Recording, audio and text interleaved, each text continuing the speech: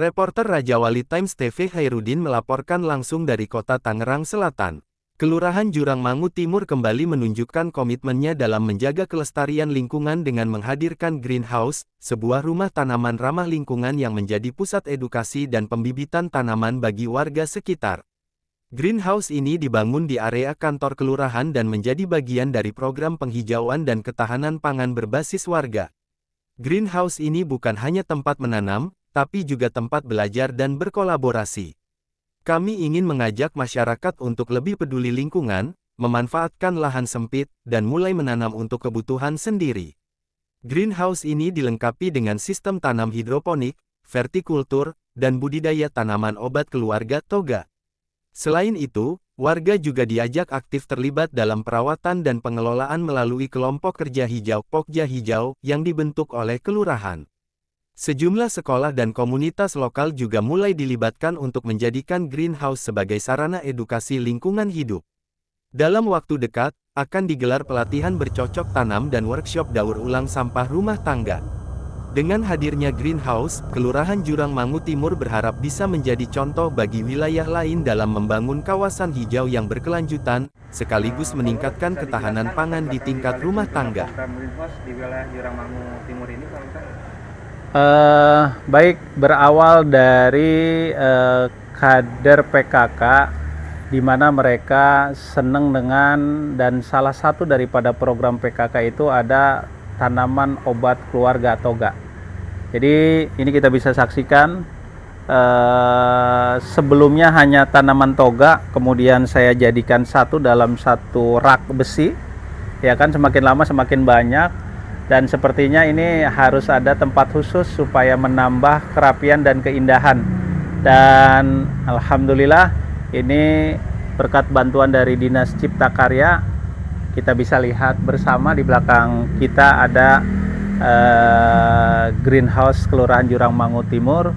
Itu awal cerita greenhouse di kelurahan kami. Apa tujuan utama dari pembangunan greenhouse ini? Apakah lebih di aspek ketahanan pangan, penghijauan, atau pemberdayaan masyarakat, Pak?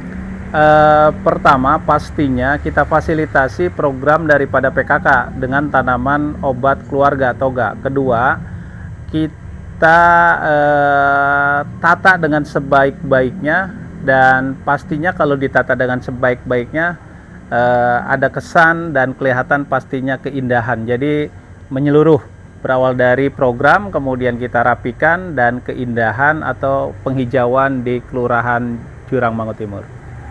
Siapa saja Pak yang terlibat dalam pengelolaan greenhouse? Apakah ada peran aktif dari kader PKK, Karang Taruna, atau warga sekitar?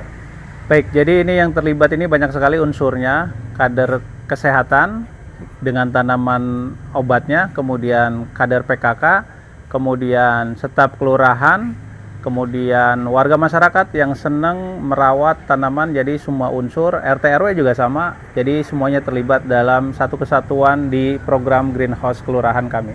Tanaman apa saja yang dibudidayakan di dalam greenhouse saat ini, Pak? Banyak sekali, ini kita pastikan ada tanaman hias, kemudian tanaman obat keluarga. Nah, rencana ke depan atasnya ini kita akan budidayakan anggur biar jadi menyeluruh. Jadi ada tanaman hiasnya, tanaman keluarganya, dan perkebunannya.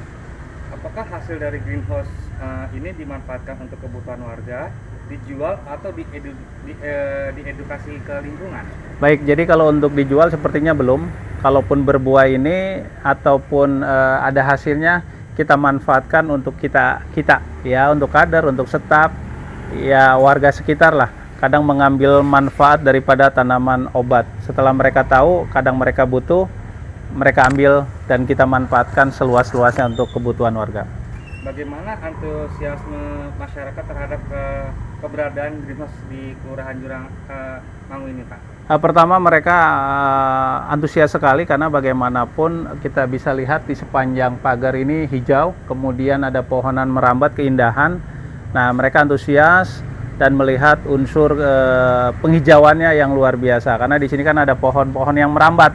Nah, disitulah keindahan dan penghijauan ini bisa terlihat, terkesan rindang, teduh, dan indah pastinya. apakah ada tantangan atau kendala selama menjalankan program ini, misalnya dari sisi teknis, perawatan, atau penanaman, Pak? Nah itulah, kadang kita ini suka dan mudah membangun namun merawat yang susah. Nah ini saya alami, di mana pohon ini kan harus disiram, tapi alhamdulillah ini kader PKK, kader kesehatan rutin dijadwalkan piket tanggung jawab mereka itu, ada yang nyiram pagi hari, ada yang menyiram sore, hampir setiap hari. Dan pupuknya pun ini kita ganti, kita tambah, dan kita bersihkan di waktu-waktu tertentu supaya pohonnya itu terawat. Dan juga termasuk di belakang itu ada kolam ikan, ya itu sama, perawatannya, makanannya harus betul-betul terjaga. Adakah rencana untuk memperluas atau mengaplikasi greenhouse ini di wilayah RT atau RT lain, Pak? Ya, kalau di kelurahan mungkin sepertinya sudah ya, karena memang kita terbatas dengan lahan lingkungan. Nah, ke depan saya ada rencana untuk di warga RW Mantap, ya kan, itu masalahnya cuma lahan, gitu. Lahan itu kan harus betul-betul yang diserahkan, dipakai oleh kita, diserahkan kebermanfaatannya oleh warga. Namun sampai hari ini di Jatim susah sekali menemukan lahan yang bisa kita manfaatkan, fasum-pasosnya juga terbatas dan tidak ada. Untuk sementara di sini aja kita berdayakan dulu di lingkungan kelurahan.